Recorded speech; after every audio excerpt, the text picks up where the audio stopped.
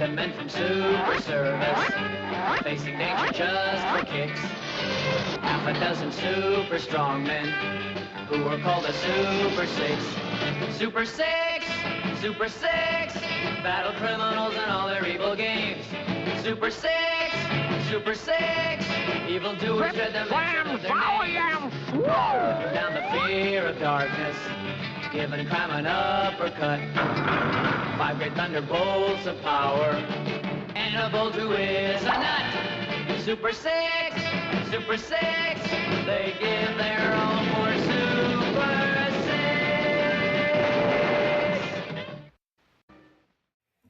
Welcome back, my fellow agents. It is I, your agent of animated awesome X7, also the host of Zenorama, the podcast of Heroes and Monsters. Today we start a new series of cartoons. It'll run approximately 4 weeks because there's only 20 episodes. We'll do 4 episodes at a time. It is the Super Six, which debuted in the fall of 1966. And it's a really cool cartoon, even though I really never saw it. I don't believe I ever saw it growing up. If I did, I don't remember it. But before we get too much further into it, please like, share, subscribe, leave me a comment. Let me know what you think about the show. Did you like it? Who was your favorite hero? Did you like the brothers? Well, all these questions will be answered by me, at least from my point of view, obviously, as soon as we start. So are you ready? Let's roll.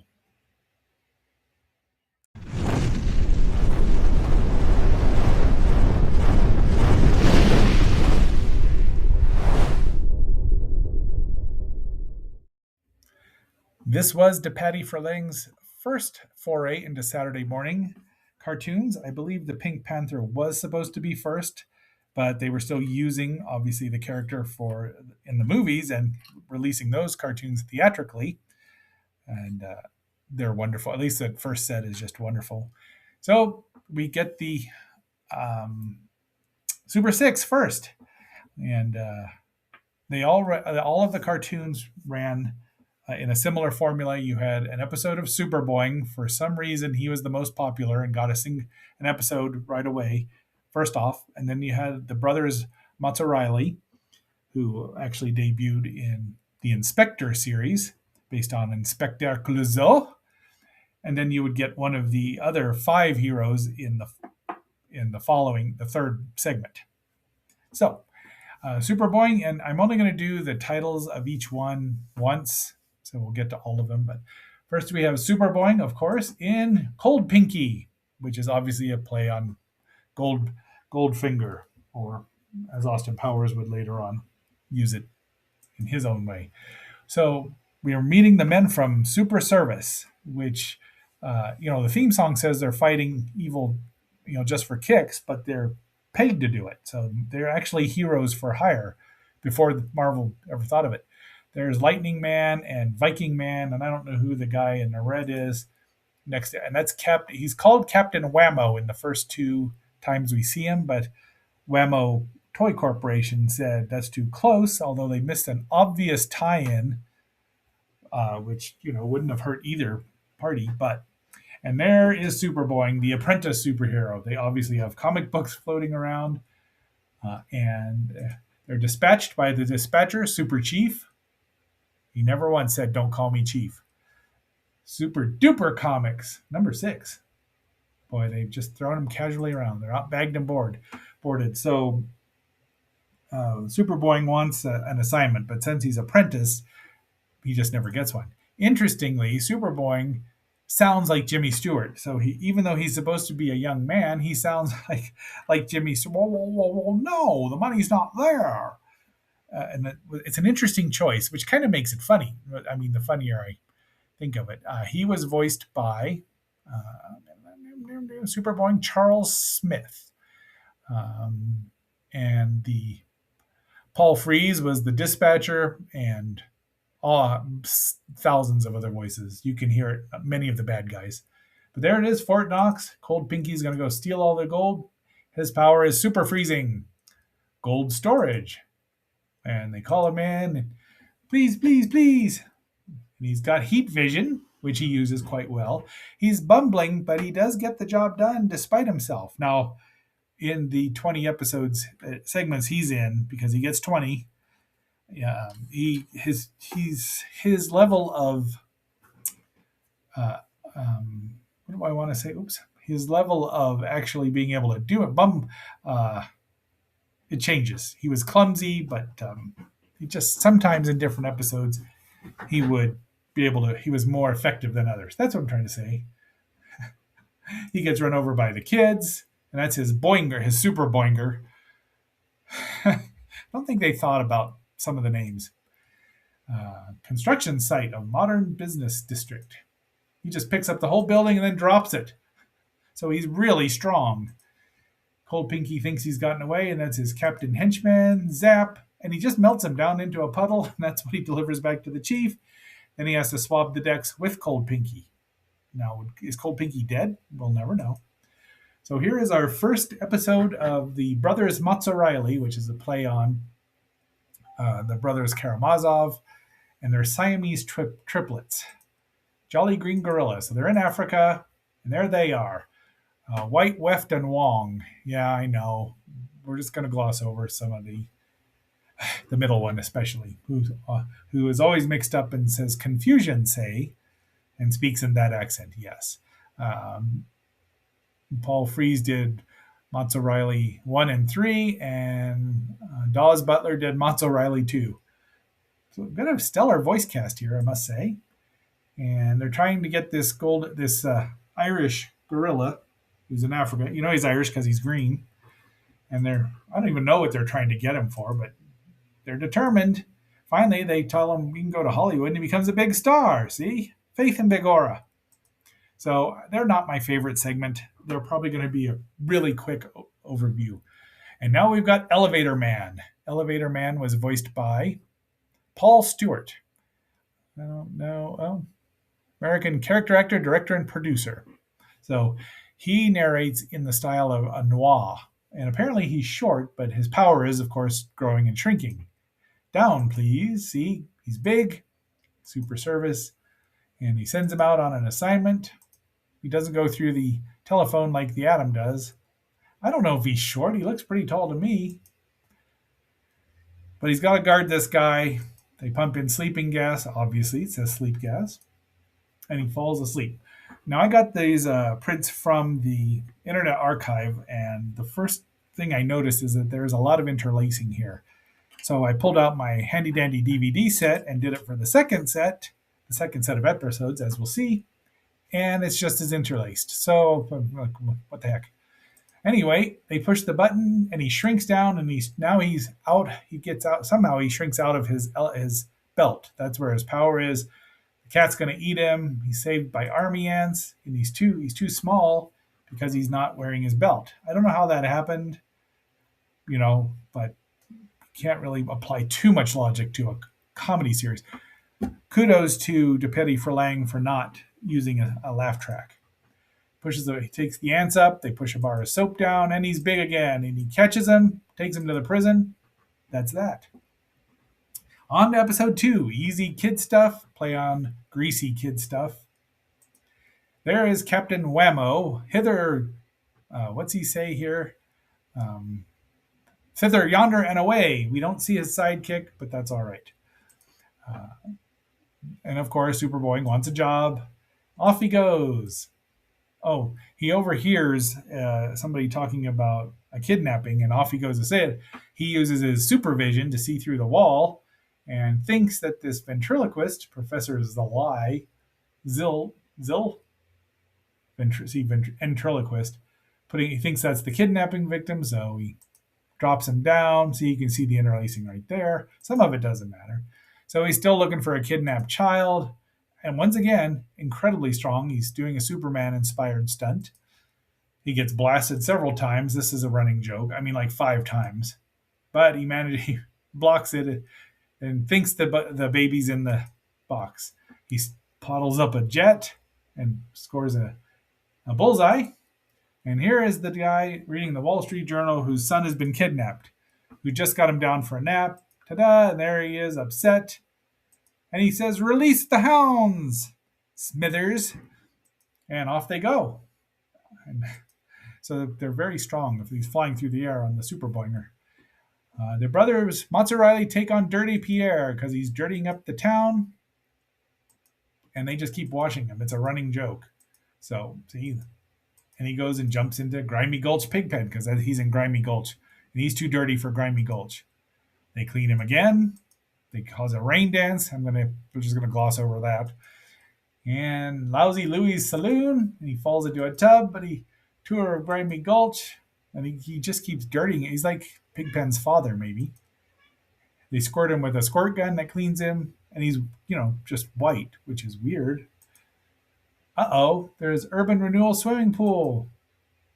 They get a commendation, and he says at the end, if you can't beat him, join him. Off he goes. So he's cleaning up the town. And now we've got Granite Man, who is one of the interesting ones. He is voiced by Lynn Johnson, who also voices his sidekick, Percival. Cement Mix-Up.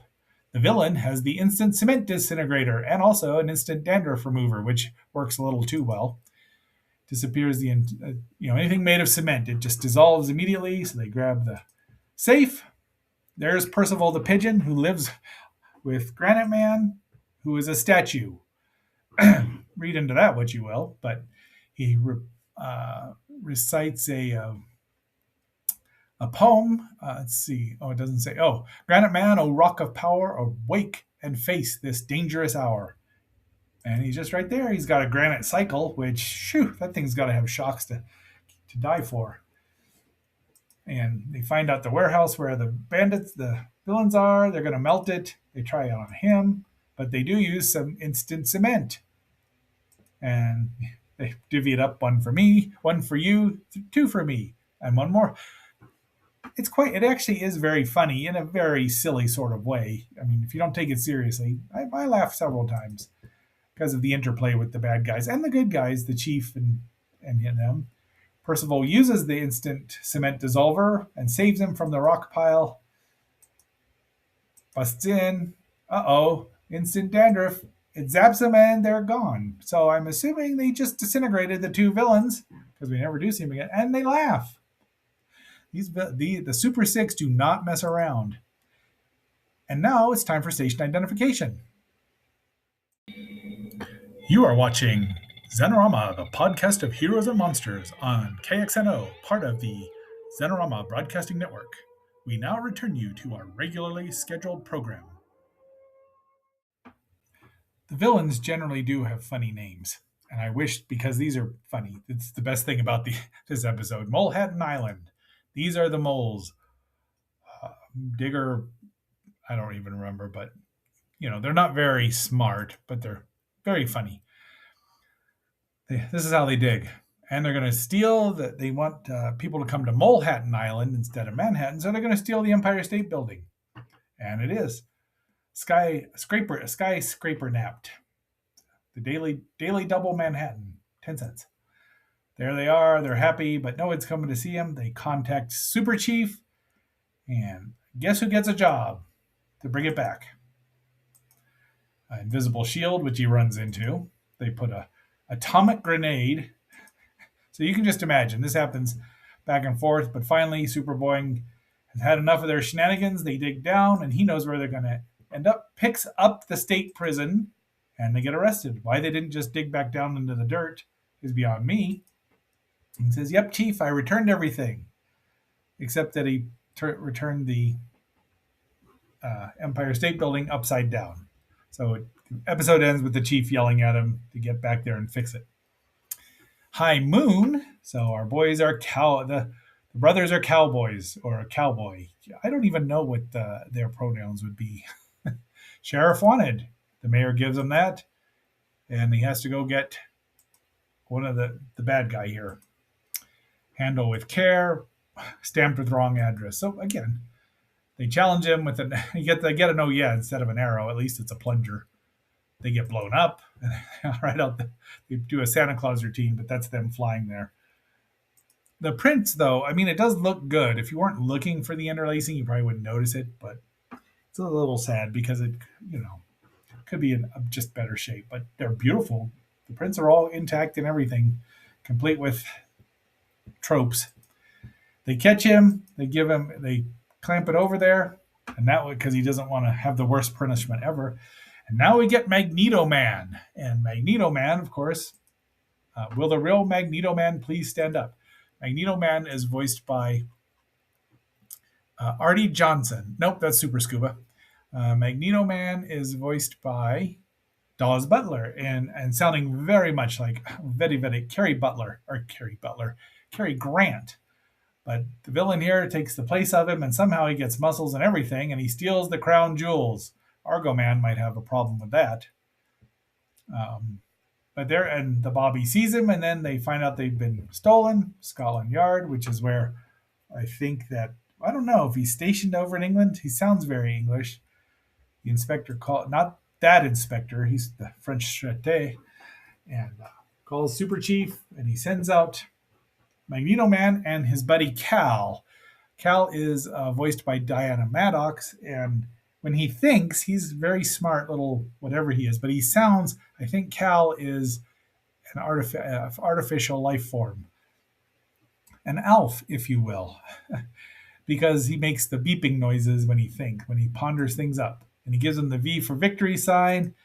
Magneto Man catches a ride with a plane, and off they go to the chateau of the villain, who's ready for him. Catches him in a wooden box. Unfortunately for him, the wooden box has metal nails in it, and the helicopter, they always have weird, funny-looking helicopters, catches him, takes him to Scotland Yard, and he's cleared because everyone's happy. And now we've got the fourth episode, Martian Mix-Up. This is the one where Super Boeing has a misunderstanding. It's the second one where Super Boeing has a misunderstanding. He overhears the chief watching his favorite sci-fi program, The Martians Are Invading. And he's going to go stop the Martians invading at the TV DFEO, DePatie Freleng Enterprises organization. Probably very clever guys. Network. And he just busts in and he kills Fuzzy and Wuzzy, and then looks at the camera and apologizes to the kids watching because it's live TV.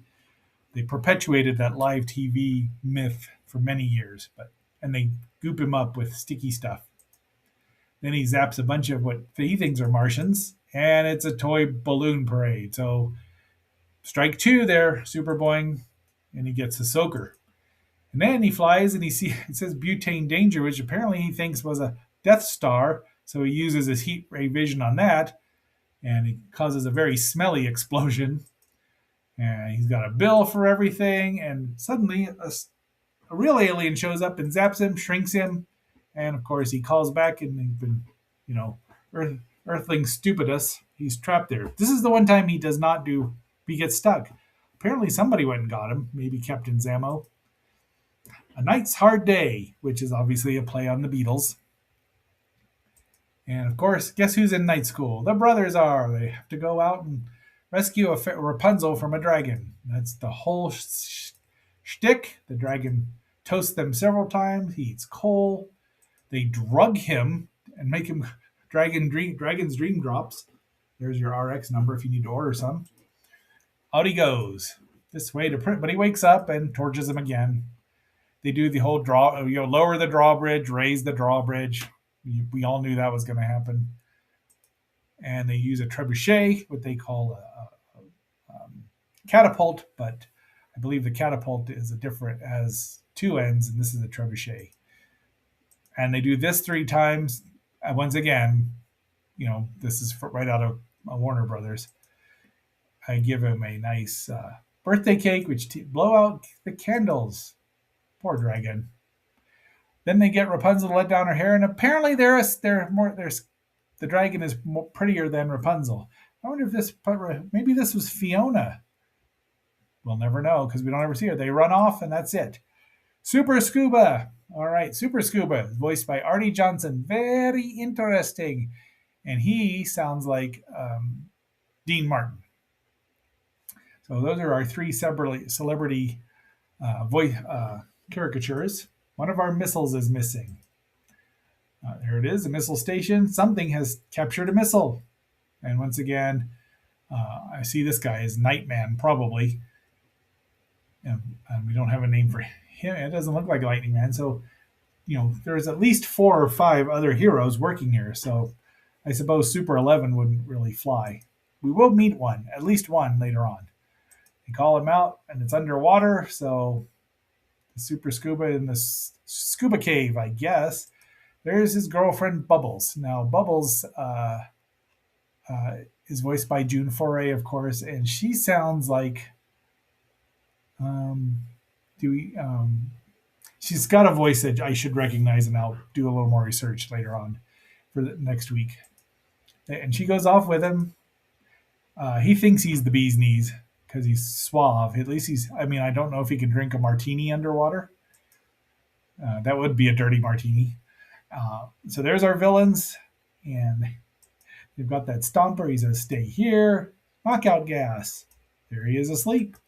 But he wakes up and he's very much Aquaman, but cooler, at least in his own mind. As a swimmer, I didn't even plan the Man from Atlantis yesterday for this turn-off switch, which is very nice that the missile has one. He blocks it. The villains go to sleep. They tow him back, and that is it. And then you get the DePatie Freleng, and here are the closing credits. Meet the men from Super Service, facing danger just for kicks. Half a dozen super strong men who were called the Super Six. Super Six, Super Six, battle criminals and all their evil games. Super Six, Super Six, evildoers dread the mention of their names. Putting down the fear of darkness, giving crime an uppercut. 5 great thunderbolts of power, and a bolt who is a nut. Super Six, Super Six, they give their all for Super Six.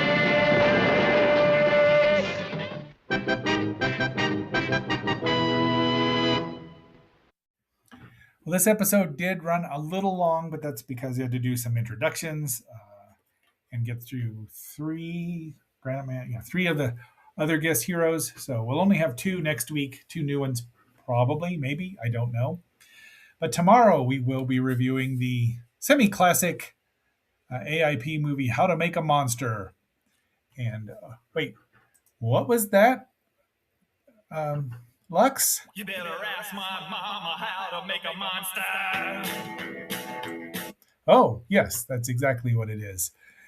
So, that'll be fun. It's a pretty fun movie. I've never seen it growing up either. Oh, that's a little noisy.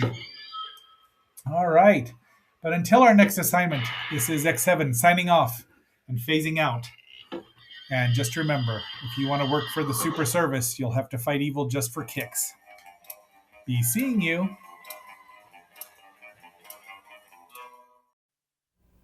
Hidden within each of us is a secret desire to destroy. Each of us would like to be able to become the other being, to know the master makeup artist's magic. How to Make a Monster.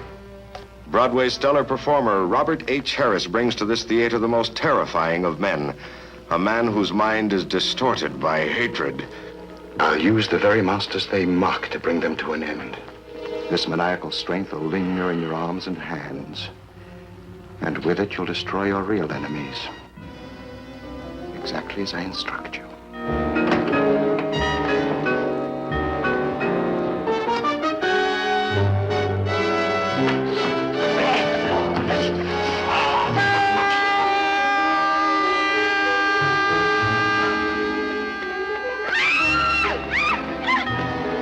Pending autopsy findings, I would say that he was attacked from behind by someone with fiendish strength.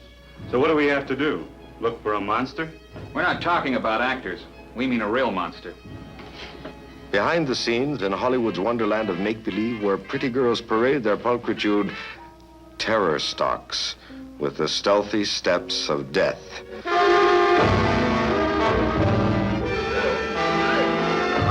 And death following death permeates the very air you breathe with horror. Mr. Monster Maker of Maveland sells his talents to the devil. I have a great honor to bestow upon you. I intend to add you 2 to my collection. You want your wall? As real as I can get them. See the Master Monster Maker's Chamber of Horrors in color. How to Make a Monster.